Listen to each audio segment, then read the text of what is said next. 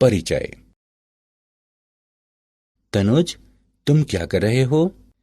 मैं विज्ञान शिक्षण से जुड़ी डीवीडी तलाश रहा हूं। क्या तुम डीवीडी तलाशने में मेरी मदद कर सकते हो? अवश्य, क्यों नहीं। अमित, क्या तुम मुझे बता सकते हो? हाँ, अवश्य। ये डीवीडी इंद्रधनुष के पैटर्न पर क्यों चमक रही है? इस रंगीन चमक के पीछे कारण क्या है? ये घटना तरंगों के विवर्तन के कारण होती है।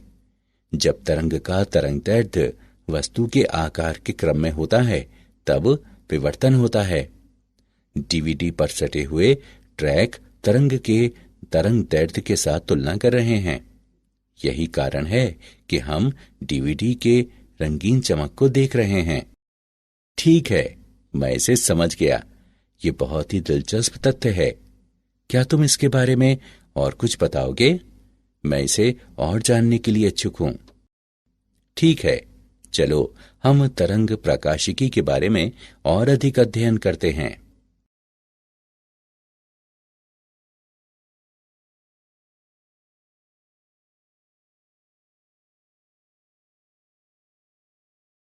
उद्देश्य। इस पाठ के अंत में आप निम्न करने में सक्षम हो जाएंगे। विवर्तन का वर्णन करना, एकल झिरी के कारण विवर्तन को समझना, व्यतिकरण और विवर्तन में अंतर कर पाना, विभेदन क्षमता का वर्णन करना, सूक्ष्मदर्शी और दूरबीन की विभेदन क्षमता की गणना करना, ध्रुवण और पॉलराइड का वर्णन करना, मेलस के नियम को समझना, प्राकीर्णन, परावर्तन और अपवर्तन द्वारा ध्रुवण का वर्णन करना। विवर्तन। प्रकाश का विवर्तन एक परिघटना है जिसमें आपतित प्रकाश तरंगों के तरंगदैर्ध्य की तुलना में किसी अवरोध अथवा द्वारक के आकार के किनारों के चारों ओर प्रकाश तरंगों का झुकाव होता है। विवर्तन दो प्रकार के होते हैं, फ्रेस्नेल का विवर्तन और फ्राउनहोफर का विवर्तन।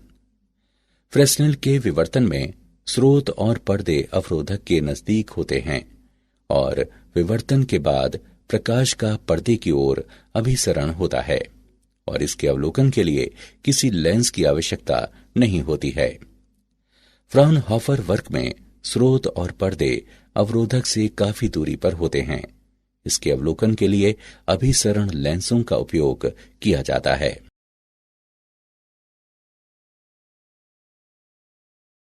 एकल झिरी के कारण विवर्तन। मान लीजिए कोई समतल तरंगाग्र झिरी AB पर आपतित होती है। आपतित तरंगाग्र का प्रत्येक बिंदु द्वितीयक तरंगिकाओं का स्रोत होगा। ये तरंगिकाएं समान कला में तरंगाग्र से निर्गत होती हैं। केंद्रीय उच्चिष्ट को समझने के लिए एक झिरी की कल्पना की जा सकती है जो झिरी के समानांतर समान चौड़ाई के काफी संकीर्ण पट्टियों में विभाजित है।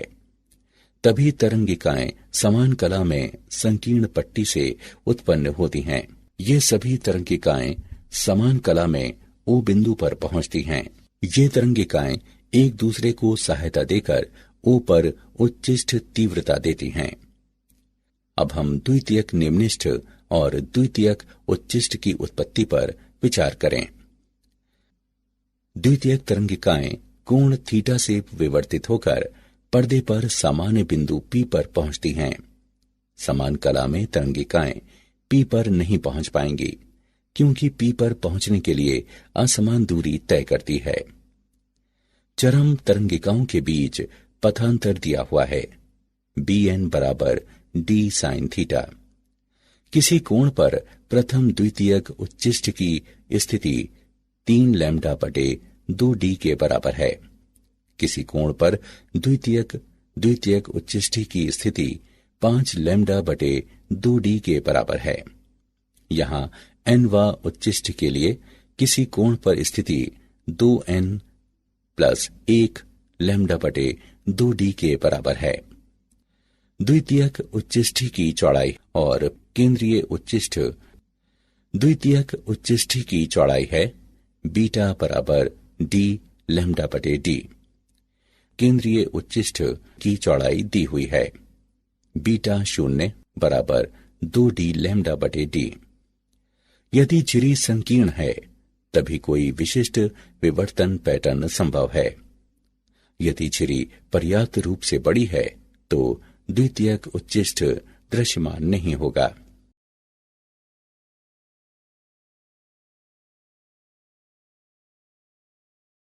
उदाहरण, हम एकल झिरी पर विवर्तन पैटर्न का एक उदाहरण लेते हैं। 0.25 मिलीमीटर की एकल झिरी के कारण विवर्तन पैटर्न के केंद्रीय उच्चिष्ट और प्रथम क्रम उच्चिष्ट के बीच कोणीय प्रसार निर्धारित करें। जब प्रकाश का 5890 एंगस्ट्रम तरंगदैर्घ्य इस पर लंबवत रूप से आपतित होता है। आइए हम इसका हल देखते हैं। हम जानते हैं कि अर्ध कोणीय प्रसार दिया हुआ है sin थीटा बराबर 2n+1 लैम्डा बटे 2। इसका समीकरण करने पर हम पाते हैं लैम्डा बटे 2 बराबर 3 लैम्डा बटे 2। जब थीटा छोटा है तो sin थीटा का मान थीटा के समतुल्य है। इससे प्राप्त होता है a थीटा बराबर 3 लैम्डा बटे 2।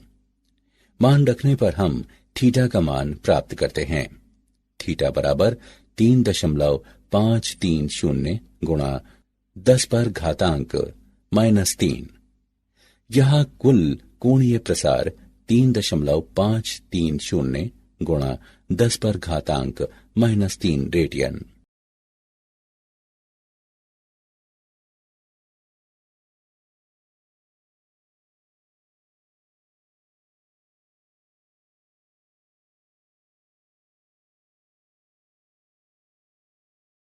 व्यतिकरण और विवर्तन के बीच अंतर। व्यतिकरण दो विभिन्न तरंगाग्र से शुरू होने वाली तरंगों के अध्यारोपण का परिणाम है, जहां विवर्तन समान तरंगाग्र के विभिन्न भागों से शुरू होने वाली तरंगों के अध्यारोपण का परिणाम है। सभी दीप्तिमान फ्रिंजों में समान तीव्रता का एक व्यतिकरण पैटर्न है, जहां किसी विवर्तन पैटर्न में दीप्तिमान फ्रिंजों की तीव्रता कम होती है, जैसे केंद्रीय दीप्तिमान फ्रिंज से एक कदम दूर है। किसी व्यतिकरण पैटर्न में निम्ननिष्ठ तीव्रता के बिंदु पूर्ण रूप से उद्दीप्त हैं, जबकि विवर्तन पैटर्न में निम्ननिष्ठ तीव्रता के बिंदु पूर्ण रूप से उद्दीप्त नहीं हैं।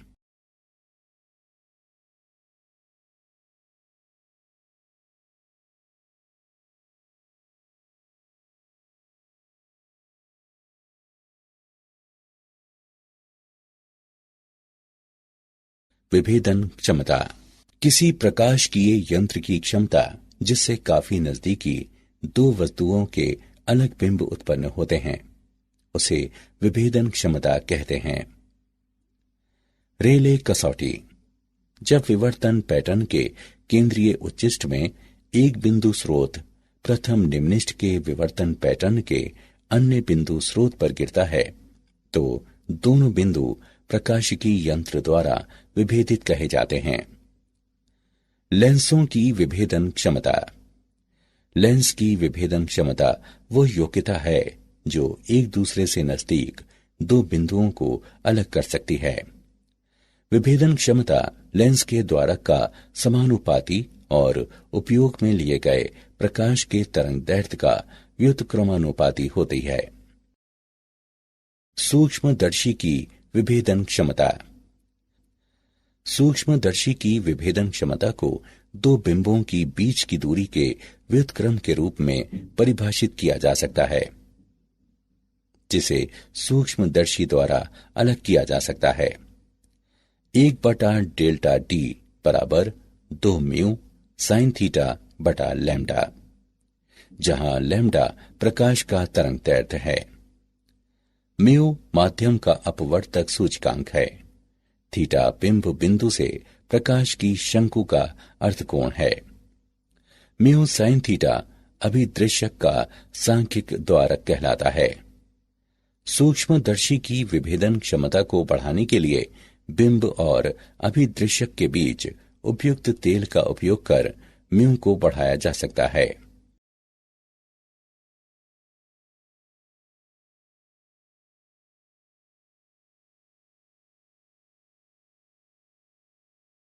दूरदर्शक की विभेदन क्षमता। कोणीय वियोजन से भी छोटे किसी कोण द्वारा विभाजित बिंदु सम स्रोतों को विखंडित नहीं किया जा सकता है। एकल प्रकाश की दूरदर्शक को 1 आर्क सेकंड से भी कम कोणीय वियोजन हो सकता है। किसी दूरदर्शक का कोणीय वियोजन निम्न प्रकार से दिया जा सकता है। R बराबर लैम्डा विभाजित d, जहां लैम्डा अवलोकित विकिरण का तरंग दैर्ध्य है और d सूक्ष्मदर्शक अभिदृश्यक का व्यास है। परिणामी R रेडियन है। कोणीय वियोजन से बड़े स्रोत विस्तारित स्रोत कहलाते हैं और छोटे स्रोत बिंदु स्रोत कहलाते हैं। किसी दूरदर्शक की विभेदन क्षमता दो विभिन्न बिंबों के बीच के कोणीय विभाजन का व्युत्क्रम होता है, जिसके प्रतिबिंब दूरदर्शन में पृथक होते हैं। d थीटा बराबर 1.22 लैम्डा बटे a। वृहत्तम द्वारक अभिदृश्यक वाला दूरदर्शक उच्च विभेदन देता है।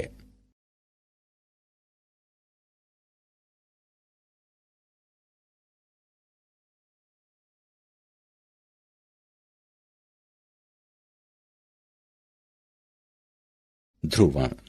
प्रकाश का ध्रुवण किसी विशेष समतल पर कंपन को सीमित करने की घटना है। समतल ध्रुवित प्रकाश वो प्रकाश है जिसमें किसी विशेष समतल पर प्रकाश के कंपन सीमित रहते हैं। कंपन का समतल वह समतल है जो समतल के कंपन से लंबवत होता है। ध्रुवण कोण वो आपतन कोण है जिस पर परावर्तित प्रकाश पूर्ण रूप से समतल ध्रुवित है।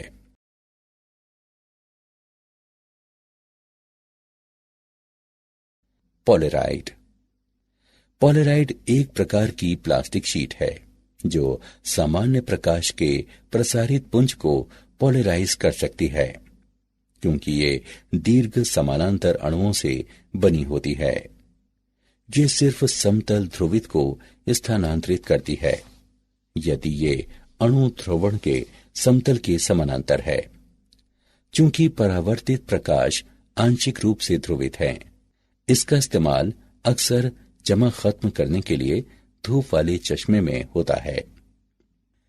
पोलेराइड की मदद से अध्रुवित प्रकाश से रेखीय ध्रुवित प्राप्त किया जा सकता है। ध्रुवण की दिशा जो ध्रुवीकरण पदार्थ को गुजरने की अनुमति देती है उसे संचरण अक्ष कहते हैं।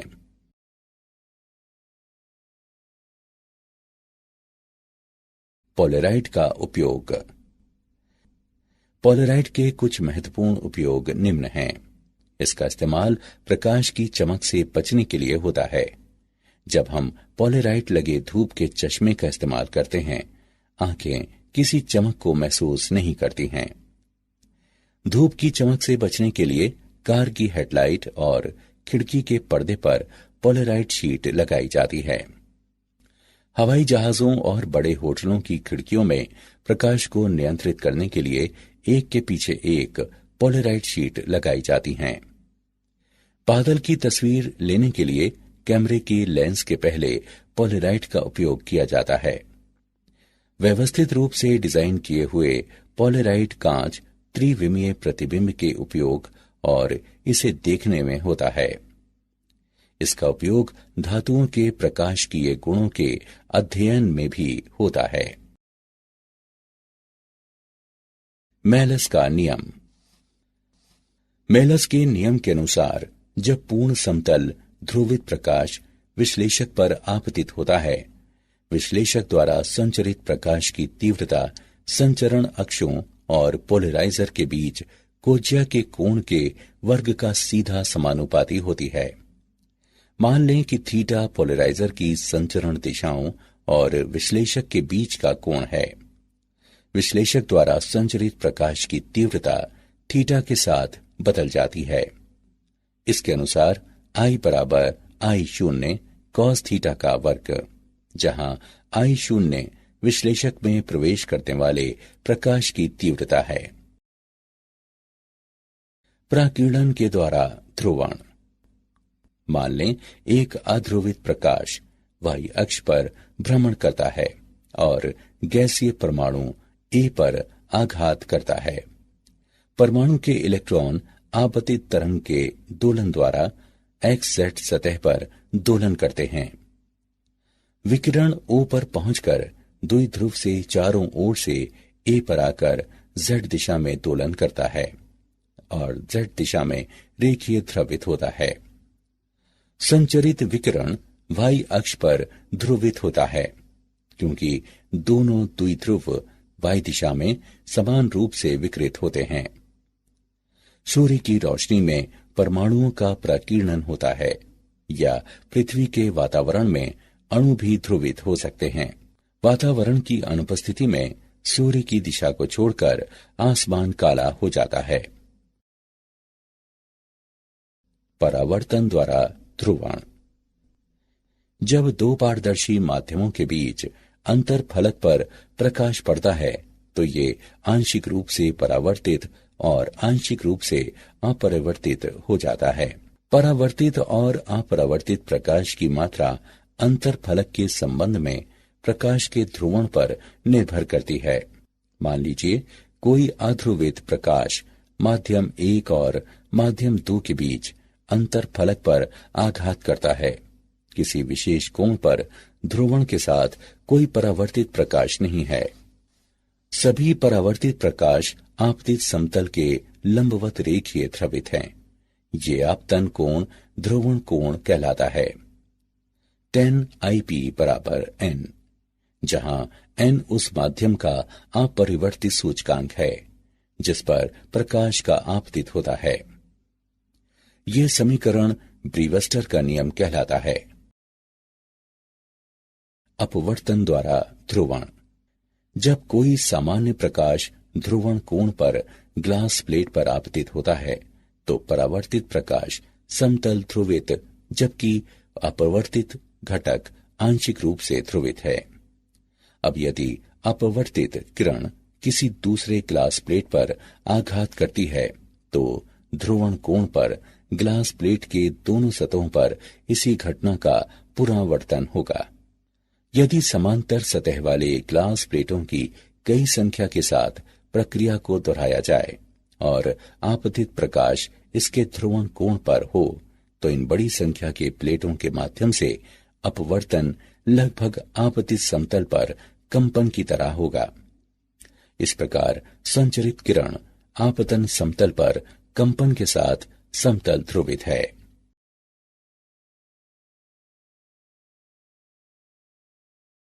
क्या आप जानते हैं विवर्तन जाली नियमित पैटर्न के साथ एक प्रकाशिकी घटक है जो विभिन्न दिशाओं में भ्रमण करने वाली झिरी प्रकाश की कुछ किरणें हैं। विवर्तन का एक परिणाम है जो लाउड स्पीकर से निकलने वाली आवाज सीधे आगे जाने के बजाय फैल जाती है। ध्रुवण फिल्म लगे सनग्लास का इस्तेमाल खासकर मछली पकड़ने और नौका विहार करते समय उपयोग में लाया जाता है।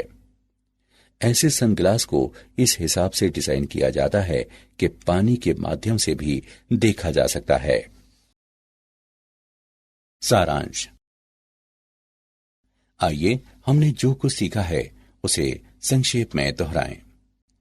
प्रकाश का विवर्तन एक परिघटना है जिसमें आपतित प्रकाश तरंगों के तरंग दैर्ध्य की तुलना में किसी अवरोध अथवा द्वारक के आकार के किनारों के चारों ओर प्रकाश तरंगों का झुकाव होता है।